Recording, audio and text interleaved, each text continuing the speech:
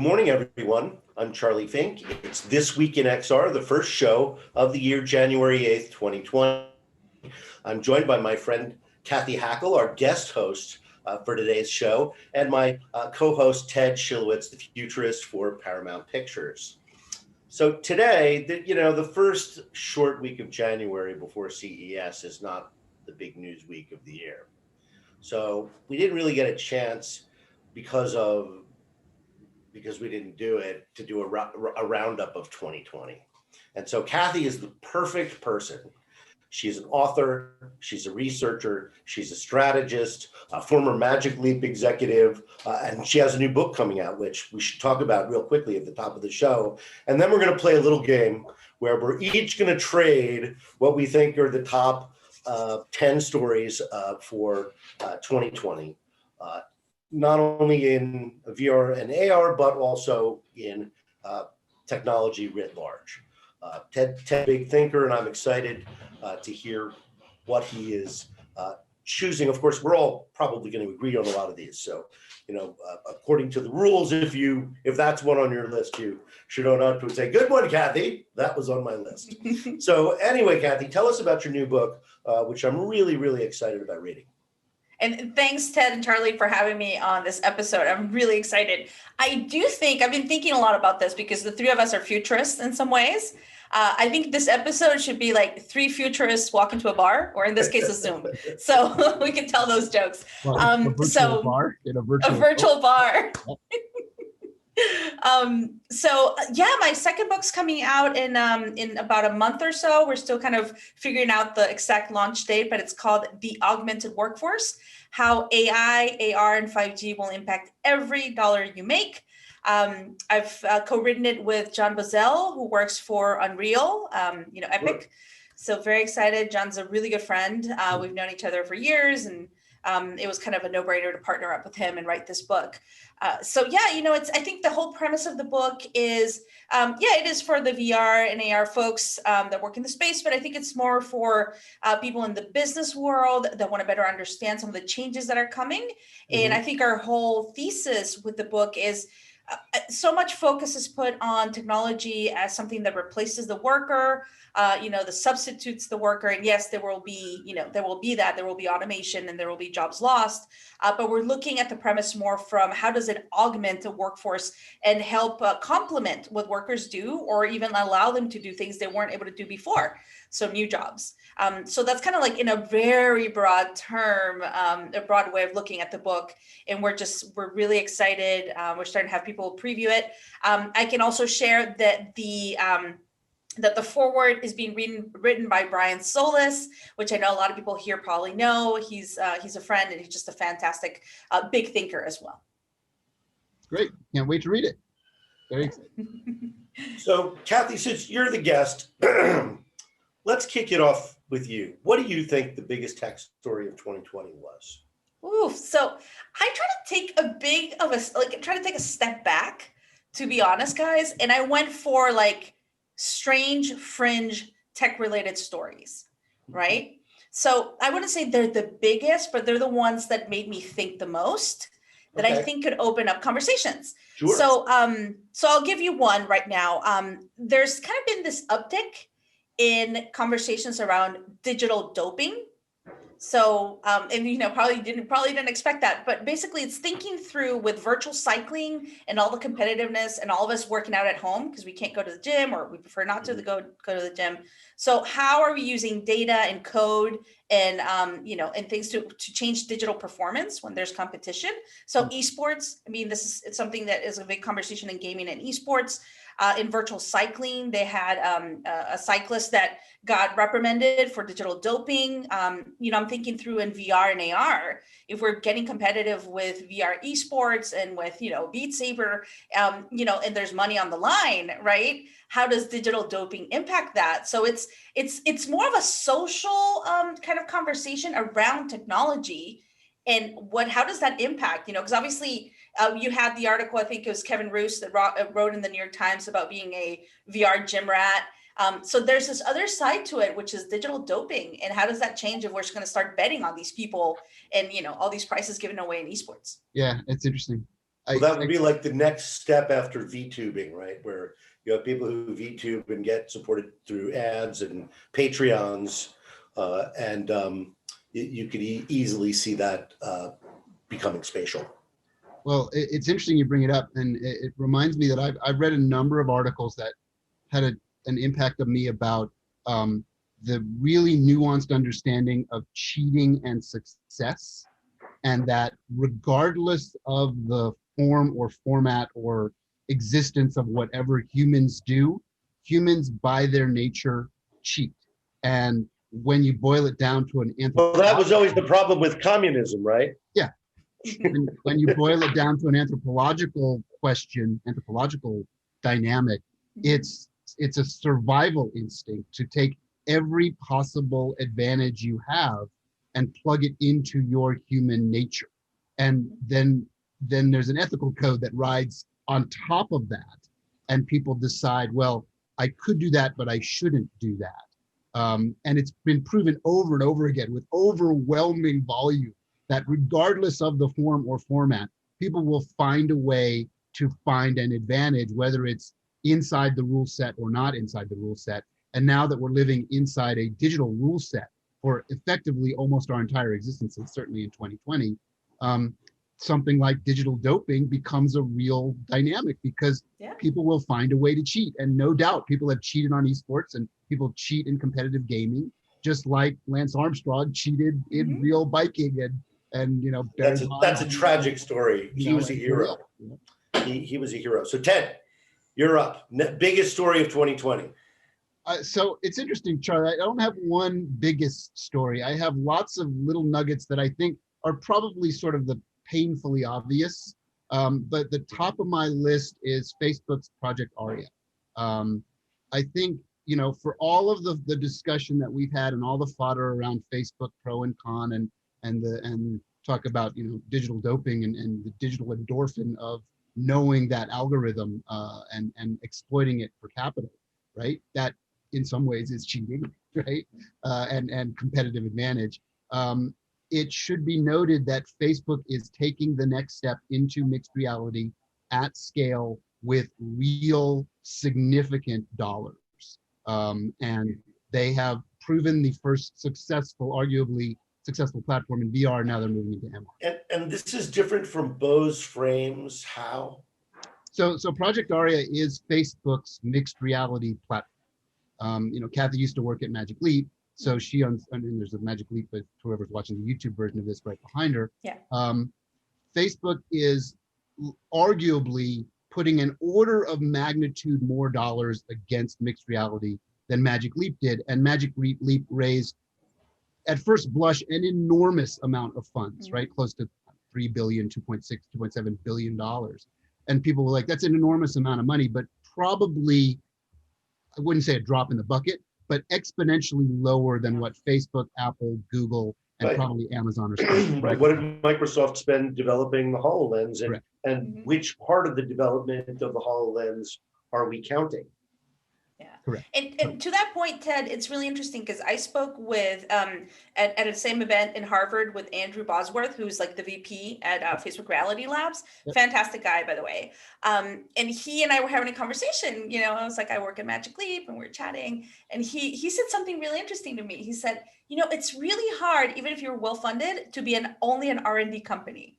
Right. This is what he said to me, not what I, you know, and that really is aligned to what you're saying. You know, if you have the capital to fund that R&D within your organization that's already making tons of money, it's going to be easier for you to be successful rather than actually be the company creating that. So definitely, you know, in hindsight, I'm like, oh, that's a very interesting conversation. I did see, didn't they make an announcement this week related to launching the glasses sooner rather than later? Oh, maybe. I'm not sure. Yeah, I think there's something. Let's just take a step back and describe the product that you're talking about, Ted. Project Aria is the Ray-Ban people are making the glasses so they'll presumably look cool. Right. And the functionality, as I understand it right now, is just spatial sound. Yeah, well, it's a research project, right? So it's a little bit shrouded in mystery, but it is an audio visual project. Yeah. It is not just a a sound project. They have a lot of research going on into the spatial sound, and the use case is similar to like what an Alexa does on steroids, but wearing it. So you'd be, because obviously typing isn't the right interface for when you're wearing something, not all the time. And there will be an advanced visual component to this Right. that will be similar in some ways to what Magic Leap has done and what HoloLens has done, and what Unreal has done. Yeah, so a lot of good stories in there, mixed together. Yeah. The biggest tech story of the year, of course, is the pandemic that affected everything. And there are a few things related to that, right? One is the end of the office. The other is the enormous run up in the stock market. And what are the economic effects going to be of ameliorating the effects of the pandemic, Yeah. right? Because you're printing a lot of money so people can eat. That is good, but it is also, going to affect the stock market and the price of houses and the price of food. And so it's an amazingly. I heard an interesting perspective on the run up of the stock market, and one of on my list has related to the run up of certain equities. The tech side specifically. Yeah. And it was an interesting perspective. It was that we have a very deep, big exposure on the people that are really struggling economically. The service workers, the people that are earning in a challenge like month-to-month paycheck. And it's a huge part of our US population. But there's another huge part of our population that are still the comfortable middle class. And they have capital in any circumstance. And they haven't actually been able to spend their money on goods and services out of the home. Huge they have more money. Huge pent-up demand. Just putting it into the stock market. Right. Well, savings rates have gone through the roof. This was probably the first stimulus check that people actually saved because people are staying at home. So that's going to have, I think there's no question that many jobs that were in person will now be remote, and many things, telemedicine being a good example of things that were always sort of kind of should have happened that just boom happened, done. And of course, teleeducation is less developed, but obviously, had a huge leap in terms of people's ability to do it, and the way that multi-party video conferencing on computers and phones is what we do now. And to add to that, those are big societal changes. But let me finish. The one big, the one big thing related to tech is that there's a vaccine. So one part of it is social, but the other part is, biotech. Come on, to me, biotech story of the year. And one thing it made me think of, because I've been saying this for 20 years, is that had we had a moonshot to cure cancer and funded it with the amount of money we spent on the Middle East wars, we would have a cure for cancer right now. So I just say, wow, biotech, this is really powerful. And just as powerful as computers. Here's a big thing that has continued to kind of rattle me, and I'm curious, Cathy, if you think about this, with the fact that we, in unbelievably record time, figured out this messenger RNA situation and are able to create a vaccine for something that we can't actually cure. We can just trick the body into believing we won't get sick from it, and we actually won't get sick from it. At least 95% or whatever the statistics are. But what's fascinating, at least in the United States, is the abject failure of us being able to figure out how to, at mass, at scale, get it into people's arms. So the meme of the year for me that I got, I should just pull it up instead of text, but someone, let me just do it real quick, because I want to read it correct. Okay. Find it. Goodness gracious. Now, of course, I can't figure out who I sent it to. I know. All right, we're running out of time. Cathy, you're up. Next one. All right. So another two really. It's hard to choose. They're so good. I'm going to go a little bit out of this world kind of thing with like strange stories of 2020. So one of the things I've been exploring is space marketing. So literally space marketing in space. Yeah. So this year, let's launch a Tesla Roadster at Mars. Yeah. So in 2020, L'Oreal paid NASA $128,000 to send up 10 bottles of one of their serums into the ISS, and they had astronauts take pictures.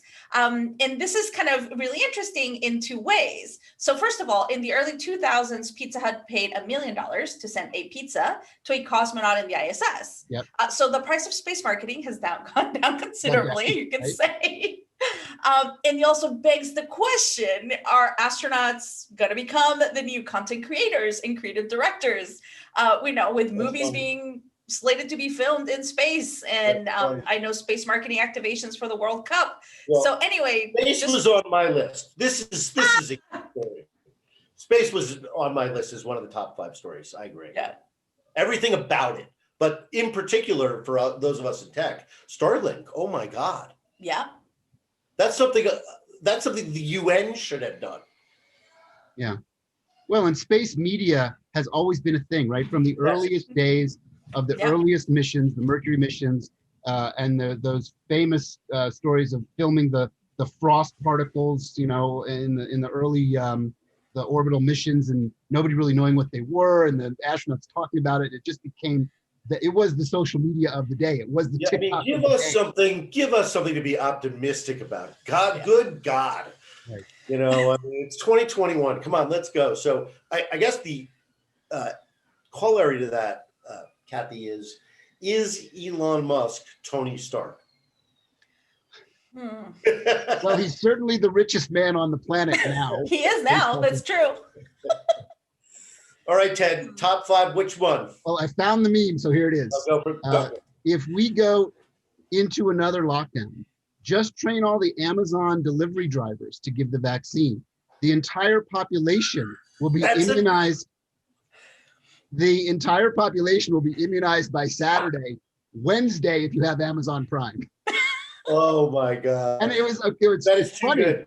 but it really struck me as like, how come we don't have like a national register? We all have social security numbers, and we just go to a website, we put our social security number in, and like the world's butcher shop, we get our number, and when our number's up, we go. Why does it have to be this complete train wreck where nobody can get one? And there's text message, your appointment is next Wednesday. Yeah, it's just like, why can't we do that? Maybe I have to give Biden has props a technical that will do that. Like, just let's hope that he's got someone that goes, we can figure this out. We have things that have mass line structures, virtual lines, so you will know your date. And like there's horrible stories of senior citizens in Florida waiting overnight in their cars, lined up like a concert to just get in to get their shot and not knowing if they'll get it. They should have a number, just like the deli. They should be able to know.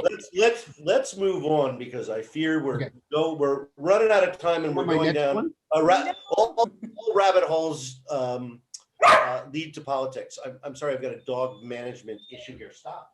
Oh. It's all good. Everyone listening to the podcast go, oh. Oh my God, yeah, exactly. Oh, he's a 50-pound, 9-month-old Australian Shepherd. What were we thinking? 2 old people with a herding dog. So anyway, AI. You want to talk about AI? AI. Well, in terms of what are the stories of the year for 2020, I have to say there's a very good question that is kind of like a fart hanging in the air, which is giving us what we want online to kill us? That's a big question. Because all of this AI, this dangerous social media stuff was a byproduct of people wanting to see things of interest to them. And a social media company saying, oh, geez, if we could help them in that way, we would, acquire a lot of their time, which would be super valuable. Their time and attention. So, okay, that's legit. I'd invest in that company. Not a crazy idea. But the algorithm that got created can be used in nefarious ways. It's the unintended consequences of just normal tech that never get thought about until the hammer drops. Yeah. And now here we are with recommendation engines being a form of mind control, and they are being used by private companies for commerce without our knowledge. And they can sell us there, and they are selling people, not intentionally, but as a byproduct of the way they work. Yeah. They are, selling people dangerous, untrue, sedition, area ideas. Well, we're getting right back into the politics thing. I know. Well, let's move on. Next topic. Yeah. Hold on. I do want to add something there, Charlie, and it is foreign policy related. So you have news coming out of China with the Ant Group and Alibaba. And obviously they're being, they're being looked at for anti-monopoly stances, but there's a rumor, or there's a lot of stuff being circulated right now that the Chinese government's going to nationalize Alibaba and the Ant Group. And that has major implications for AI and what they've created. Yes. So from an AI perspective, that gets me a little scared. MIA? Because I think last check he was MIA. And I don't know, and I don't think the world knows what has happened to him yet. Yeah. Jack Ma, the founder. Yeah. Yeah, I don't know. I don't know if I want a country in charge of what they have. Rabbit hole, and it's the end of the show, so why not? As long as we're going down the rabbit hole, how about the biggest hack in human history that hasn't even been unraveled yet? Your dog is squeaking his squeaky toy. All right, that's it. I'm taking your squeaker. Stop that. So I've got a fun one too. Let me just clarify that for our friends who are still listening. The biggest story of the year also was a hack on the scale, that no one could have imagined, and the consequences of it are still, I believe, mostly unknown. So that's going to hang over our heads for quite a while. Yeah. And again, a terrifying unintended consequences of functions of government becoming digitized, as they should be. But once it happens, they're more vulnerable than they ever were. Charlie, I want to give you my last one because I think it'll end us in a really good place. Weird but fun. Magic mushrooms. Okay. DC, I live in DC, and voters in DC in November voted to approve psilocybin, which is one of the components of magic mushrooms for therapeutics. And Oregon is also looking at them. So this concept that seemed to be very fringe, where you went out of the US for a magic mushroom vacation, or you went to do ayahuasca in Peru, like that's all kind of starting to shift. I have friends very much involved in the psilocybin side of the potential business, which is a huge upside. So anyway, you have a legalized weed store in DC, you'll also be able to get mushrooms. Get your mushrooms. So I don't know, just from a psychedelic perspective. What are you guys thinking of that? Like, are you guys thinking of it? I like the idea of congressional staffers in there every night getting their mushroom hit. Oh, for those of you on video, this is Teddy. Teddy, we call him the Tedster. Teddy. We got lots of Teds in our world. All right, you got anything, Ted? Anything left? Well, that's an interesting one on the magic mushrooms. I guess my comment would be, it's all about personal freedom, which is good. And thank God we have self-driving cars coming, because the more people have more options to sort of alter their world. The thing I just don't want people to be doing is getting in a car and driving. So go Elon, because my friend, as Charlie knows, I'm up in the mountains today in my continued escape from LA strategy. But with the new Apple car, you won't have to do anything. I won't have to do anything. Right. I'll wear my glasses and just all you have to do is Apple Play and and buy more Apple stuff. By the way, a couple big stories in XR that we didn't talk about, and we should get to them next week, I think, because CES is coming up and they'll have something to say. CES we'll hear from Apple, but others will start to play their hand as Apple gets closer and closer to announcing their product. And we can handicap whether we'll hear more about that in 2021. Thank you, everybody, for listening. Cathy, it is so good to see you. You look great. You sound great. Your ideas are always fun and exciting. So thanks for bringing that to our show. I hope you'll come back again soon. Thanks for having me. Ted, see you next week. Thanks, everybody.